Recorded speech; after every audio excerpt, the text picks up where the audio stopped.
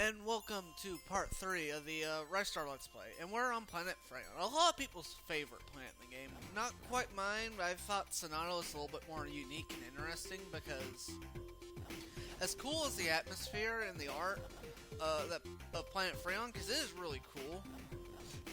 Cool, I made a pun. God, I'm such a terrible person. But anyway, yeah, the art and stuff is nice. I just think Sonata was a lot more interesting and unique because this is still at the end of the day an ice level, a really good ice level, not as good as Ice Cap Zone, but you know it's kind of hard to top Ice Cap Zone. Anyway, we have our gimmick for this part. You have slide mechanics, which I don't normally like in a lot of platformers. It just usually the mechanic kind of bothers me, the slippery ice mechanics, which is why everyone loves Ice Cap Zone, because that's an ice level that doesn't have them, and that's the sole reason why that would always be the best ice level ever. No slippery ice. But, you know, I can tolerate the slippery ice in this level. It's not terribly intrusive. It's not like playing Mario 3 and dealing with all the ice in those levels. What world was that? I think that was World 6 that had those? I'm pretty sure it was World 6. And coincidentally, that was my least favorite world in Mario 3. Go figure. Anyway, there's actually a frame. If you get, like, right there, it looked like that should have damaged Ristar, but, you know, how hitboxes and frames work, it didn't hit him. So you can't get through that section without getting hit. You need to be careful on the second attempt, because you don't have that same luxury. I've tried it. You know, if you don't beat him to the other side, he'll hit you before you can do anything. Anyway, we're getting close to getting all the treasures, and we're at the next one. This one's pretty easy, as long as you know what you're doing. If you screw up once, you have to go all the way around, and that'll cost you time, so let's not do that. If you grab the other side, it will eventually halt your momentum the other way, and you can easily jump to this side. It's really getting into this narrow passageway that's the hard part. Anyway, that's one down. I believe that's 9 total that we have. Yeah, we got 3 left. Don't grab that bomb. It'll hurt you. Yeah, I thought about showcasing it for the audience, but I was like, nah, I don't want to. Anyway, we have our boss for the area. It's a snowball fight. Occasionally, most of the time he throws them really fast at you, but sometimes he'll do it really slow, and that's your best chance to get hit on him. His hitbox is really weird, though. There's times I blatantly hit him on the head with it. It's not even like it misses him, he just shrugs it off. Fortunately, that didn't happen in this recording, but I've had that happen in playthroughs where he just shrugs off a hit to the head, and I don't get why. I'm guessing it's just because I hit him at a certain angle. Anyway, you get a few hits on him, he goes away, it's over with. And overall, a very fun level, very memorable. I always wonder what those big things in the background are. Oh well, it's not important. But I do love it when video games put a lot of detail in their backgrounds. It always makes me wonder what's going on back there. The Sonic games are really good about that, where there was so much detail into the level backgrounds that it just looked cool artistically. So I get really annoyed with like really old 8-bit games that have just nothing but blackness in their backgrounds. I mean, I know I sound like I'm nitpicking and all, but it's the extra effort that makes the mile for me. You know, the old expression, the devil's in the details. The same thing kind of applies here. I love it when a game properly executes the small details really well. Anyway, we had the better of the 2 levels on the 5th planet. I prefer this one over the first one, really. I think it's just got more to it, like a little more in-depth level. I mean, we're reusing the same gimmick from the 2nd planet here, but it's not used all that much, so I can kind of forgive it for that. Anyway, those projectiles that these floating enemies drop can be destroyed if you grab them, so you don't have to just avoid them. You can head bash them and they'll go away.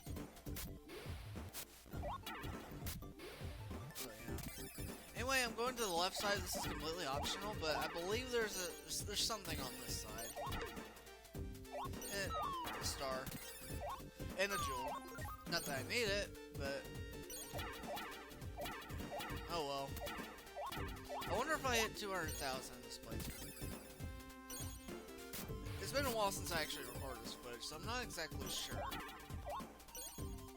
You'd think you'd remember that a little bit better, but when it's usually a month or more after you record something that you actually get to commentating over it, you tend to forget. Anyway, slide down. I forget what's in those treasure boxes up there. I don't go after them. But... Anyway, when the wind starts blowing really fast, go into this little crevice and you'll be just fine. I always like destroying those even if I don't have to. It just feels satisfying. Like good old catharsis.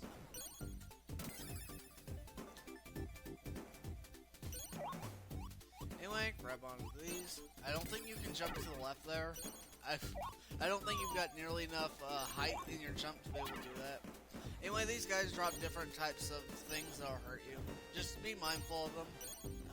It's really the shockwaves from those blue projectiles that make it annoying. Jump there. Your timing's gonna be pretty good. Don't get hit by the gray thing, and you can get jolt. That thing's like a timer. It will eventually hit you. It won't kill you. I don't think it'll kill you. I should rephrase myself. Because I've never actually gotten hit by him, so I don't know. I know he follows you until you go so far off screen. But those guys are also back there. I'm pretty sure you won't get hit if you get. You won't get killed if you get hit by pardon my English. That guy has a sphere going for him until a protective sphere until you destroy him. Then all goes away. No problem. This is actually a little fun part. You just have to be careful of where you're jumping off and how your momentum affects your jump, which is fun.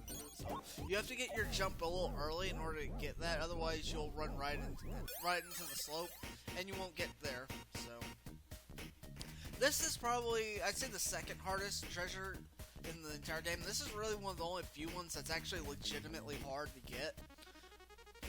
If you struggle with any treasure in the game, it's going to be this one or the 1 in 6-2. Anyway, I try to jump, grab downwards to affect your momentum, because when you do that when you're going so fast, I'm pretty sure it does affect your movement. I go slow through there because you're really going to lose more time than you'll make up. And how did I get hit? But anyway, when you get hit, the timer speeds up, so you'll end up losing more time than you'll gain by going really fast in there, so I kind of take my time.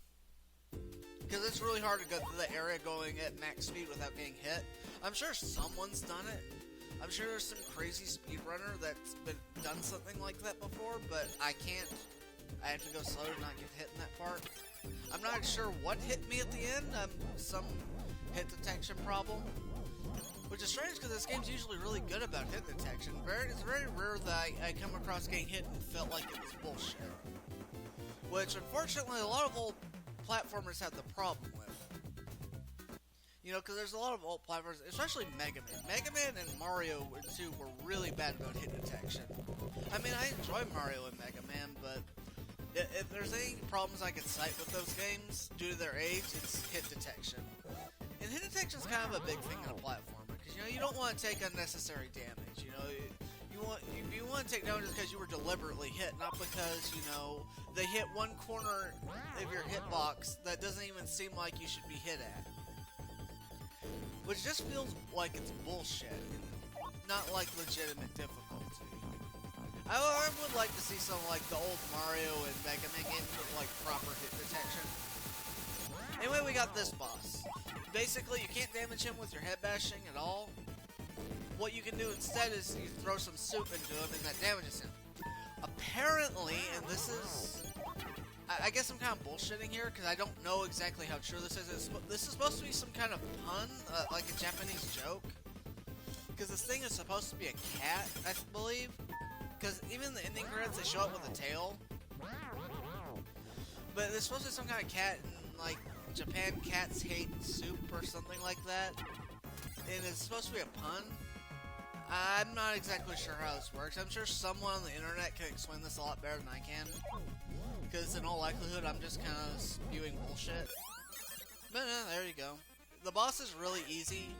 The only time you'll get hit is when he's jumping back and forth. when he's shooting ice, like he's doing his ice breath attack, what you can do is constantly grab it and halt the rate you're getting sucked in at, and you really, if you do that, you shouldn't get sucked in at all. So yeah, and we're done with the 5th planet. Now this is actually a very unique planet. It's probably my 2nd favorite in the game because of it.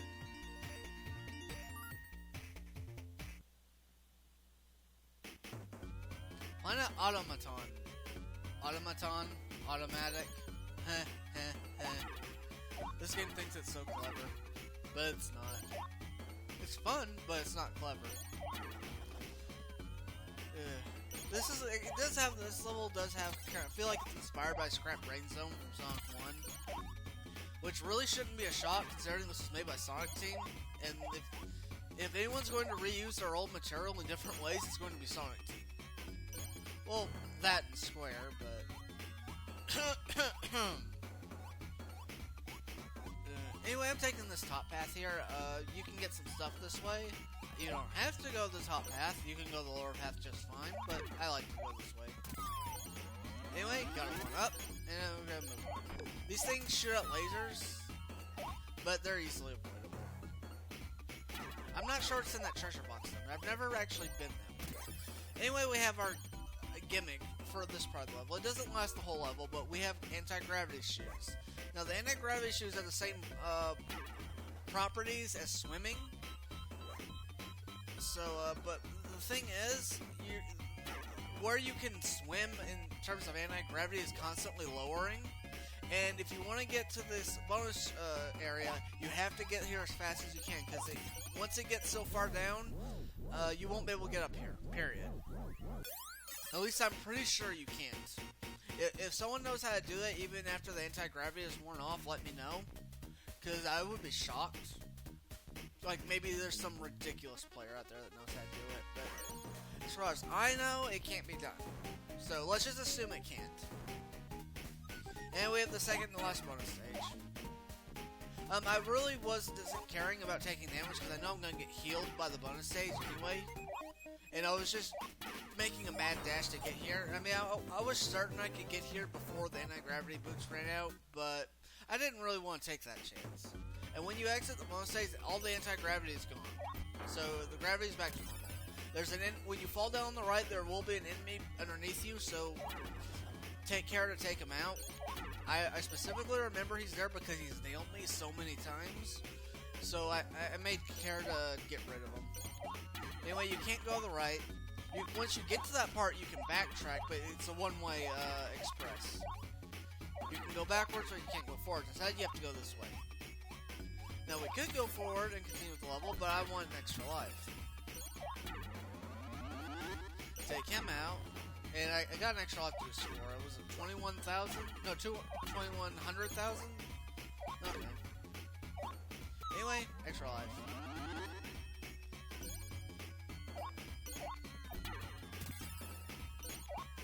And now we're going to continue on to level proper.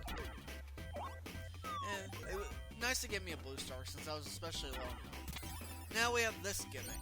You have to grab onto these things. You have to be careful how you're swinging though, because when you get off of it, how fast you're swinging affects your forward arc when you get off. So be careful, because if it's not, your arc isn't correct, you'll screw up your jump and you won't be able to progress without taking damage. I don't know what's on the left.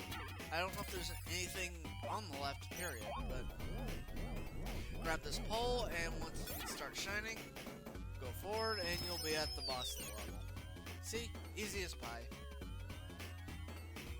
That section with the spikes and stuff is a lot harder than I made it out to be. It's just, I play this game enough so I know generally what kind of arc I need. But if you're playing this game for the first time, don't be surprised if that area takes some damage out of you. As far as this mini-boss goes, there's like a whole bunch of regular enemies and a leader enemy. Your goal is to take out the leader enemy. That's the only way you really deal damage to this guy. If you don't take out damage to the leader guy, you're going to just end up repeating these same patterns over and over and over again. So yeah, not a terribly interesting boss, but I guess it's kind of unique in the sense that it uses regular enemies, and we haven't fought a boss like that. So it's not really unique, but kind of is. Anyway, grab the ending pole, and we're done with the level. Yay, I got a really good height bonus that time. And we're at the last proper level of the game. We still have a few boss, like, rush type levels coming up. But as far as a fully fleshed out level, this is the last one in the game. And I hate these things because they move so damn fast. Anyway, the goal of each room is to put the crystal in there. Is that related to the Final Fantasy IV crystals? I've actually been playing a lot of that lately, so might be why. Anyway, you hit these, they change their direction. You change their direction in order to get to the exit. Not too difficult. They can't. I'm pretty sure if they crush you, it's instant death. I'm not certain, but I'm pretty sure it is. But anyway, those tractor beams will take you in and out of the foreground of the level, which is kind of an interesting gimmick. Dynamite Heady did that in one of its boss fights, and I also LP'd Dynamite Heady. Not that I'm resorting to shameless self-promotion or anything. Anyway, moving on. We got this dude. This dude's normally invincible, but he can't stand on his feet all that well. If you keep backing him up into the wall and he runs into the wall, he'll be destroyed. And I'm pretty sure that's his only appearance in the entire game. Anyway, your goal for this room is to get one of these platforms to move in such a way that you can get to the exit, which really isn't that hard. I don't know why that didn't cause it to move up at that time, though. Screw it, if that one won't do it, this one will. Oh, now it does what I want it to do. Yeah, just perfect game. Anyway, we have several doors. Behind one of these is the crystal you need to advance. The others involve traps. And which one it is, I believe, is random. So it won't be the same one every time. I just got unlucky and it was the last one I chose. That's the luck of the draw sometimes, I guess. Anyway, we got this room. This room has two exits, one on the top, one on the bottom. You don't need to go to the top exit, but it's useful because you get a health refill, or an extra life. No, it's an extra life. Okay. Well, it's good as a health refill, because if you lose your life, you start with full health, so. That room is optional, though. You don't really need to. You go to this room regardless. It's just, if you go to the top path, you get the extra life. And getting to that extra room is actually kind of difficult. You really gotta aim your the launch off the spinning pole just right. You've gotta get the right arc and the right movement going. So don't feel too bad if you have a hard time with it, because I had a failed recording where I spent like 10 minutes trying to do it, and I ended up scrapping the recording because of it. Just because I was like, well, okay, I'm not gonna show 10 minutes of me just wasting my time here. This isn't a terribly long game, so I didn't feel too bad about scrapping a playthrough. If this was like a 5-hour game, then yeah, I would be kind of mad and probably just try to edit it out, but in this case, nah. I'm a perfectionist at heart. I desire the perfect playthrough. Even though this playthrough isn't technically perfect, but what are you gonna do? Anyway, you could go all the way around the right, or you could use this pole to get to the top left and exit the part. Now this is where the bonus level is, so pay attention. Go through this little area here.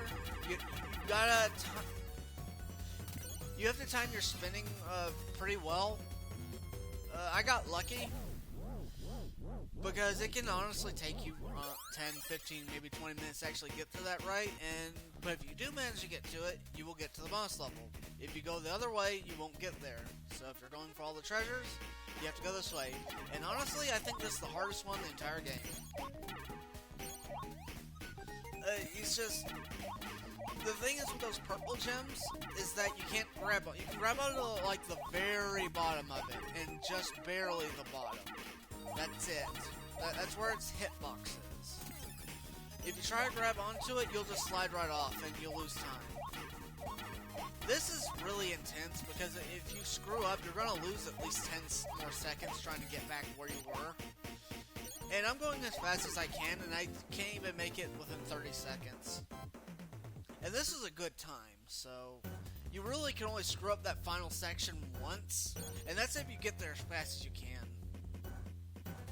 Step on the pad, Ristar. There we go. Anyway, we could go forward and deal with these enemies normally, or we could just cheese our way past. I didn't get a hype bonus because I just exited the level. Probably should have gotten a hype bonus, but oh well. And now we're at the boss of the area. This boss is actually pretty easy as long as you know this guy's trick. And you know how to use invincibility frames like a bastard. Anyway, normally trying to get this claw to hit him is very difficult because it's very finicky, especially with its hit detection. But if you actually attack the claw and hit it successfully, it will automatically home in on this boss and hit him. This makes this boss fight a lot faster. And it's like, before I knew this boss would give me trouble. Not trouble in the sense that I would take a lot of damage to him. I know how to spam invincibility frames way too well for that to happen. But it's so hard to get that claw to connect with him otherwise. But if you do what I'm doing, you should have absolutely no problem with this guy. And we took him out in no time flat. But that's not the end of that guy in the background, whoever he is. Yeah, Ristar's like, I don't give a fuck. I'll get him anyway. But yeah, that's the end of Planet Automaton and part 3. I do like how they have that rocket ship flying out. I mean, yeah, it probably didn't take a whole lot of effort to animate that in this sequence, but I'm glad that they went to the effort of doing it. Anyway, that's the end of part 3, and I'll catch you guys for the finale of Ristar.